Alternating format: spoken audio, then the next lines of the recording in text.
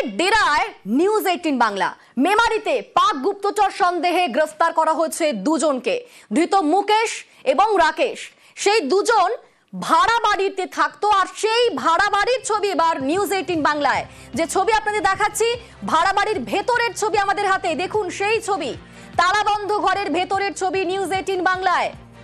এই ঘরেই প্রতিদিন অচেনা মুখের আনাগোনা।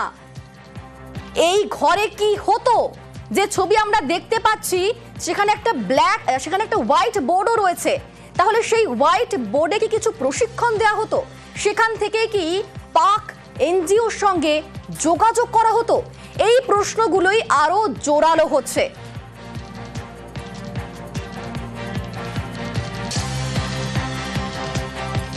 আমাদের সঙ্গে এই মুহূর্তে সরাসরি রয়েছেন প্রতিনিধি শরদেন্দু।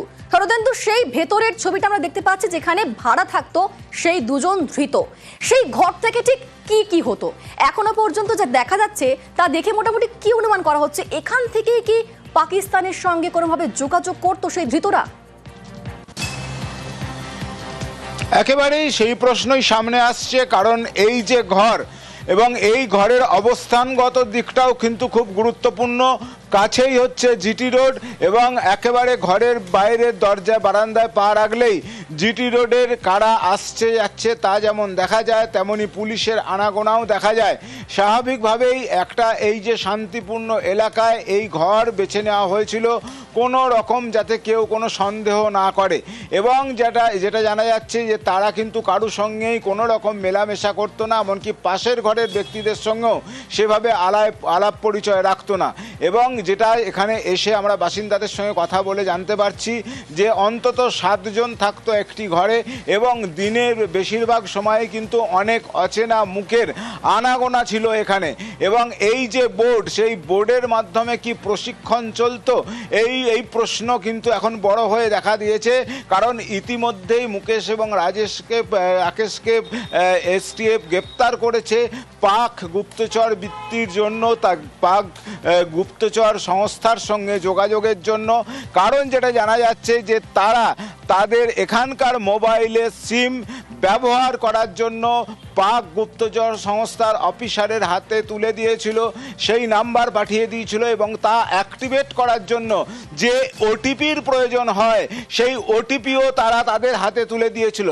তার ফলে পাকিস্তানে বসেই ভারতীয় সিমে তারা কিন্তু হোয়াটসঅ্যাপ কলের মাধ্যমে বিভিন্ন জায়গায় যোগাযোগ করত। এখন তারা কি এই যে ভারতের গোপন তথ্য নেওয়ার জন্যই এই সিম ব্যবহার করছিল? এই বিষয়টি খতিয়ে দেখছে এসটিএফ। এবং এখানে কারা কারা আসতো, তাদের কি পরিচয়, তারা কি কাজ করত, এই সব বিষয়গুলোও কিন্তু এই দুজনকে ধরে আটক করে তাদেরকে হেফাজতে নিয়ে বিস্তারিতভাবে জিজ্ঞাসাবাদ চালাচ্ছে এসটিএফ। সব মিলিয়ে মেমারির মতো জায়গায় একেবারে জিটি রোডের ধারে শান্তিপূর্ণ এই যে বড়দিঘি এলাকায় এই ধরনের কার্যকলাপ চলছিল, এটা ভেবে কিন্তু অবাক এলাকার বাসিন্দারা। এখন তারা জানতে চাইছেন যে কতদিন ধরে এই কারবার এখানে চলছিল। এবং যেটা জানা যাচ্ছে তারা ল্যাপটপে ব্যবহার করত, এবং সেই ল্যাপটপ নিয়ে তারা মাঝে মধ্যে বাইরে বেরিয়েও যেত। আবার তারা অনেকেই তাদের সঙ্গে দেখা করতে আসতো। সেই তারা কারা তাদের সঙ্গে দেখা করতে আসতো, তারা কোন দেশের বাসিন্দা, দেখা করতে কারা আসতো, সেই ঘর থেকে কি কি হতো, কি কি কাজ চলতো, সেই হোয়াইট বোর্ডে কিসের প্রশিক্ষণ হতো, সেখান থেকে কি পাক এনজিওর সঙ্গে যোগাযোগ করা হতো? এই প্রশ্নগুলি এই মুহূর্তে খতিয়ে দেখছেন তদন্তকারীরা। তো এই বিষয়ে কিছু জানি না। হ্যাঁ, আমি এখানে থাকি ধরুন 1 বছর হলো আছি। হ্যাঁ, তো তার মধ্যে এখানে যাওয়া আসার লোকজন, ওদের কয়েকটা ছেলেই ভাড়া থাকে।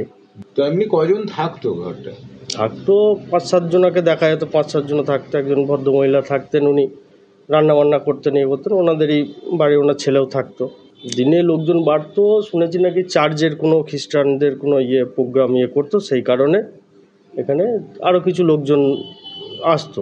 হ্যাঁ, যদি এগুলো হয়ে থাকে তার সাজা হওয়া অবশ্যই দরকার।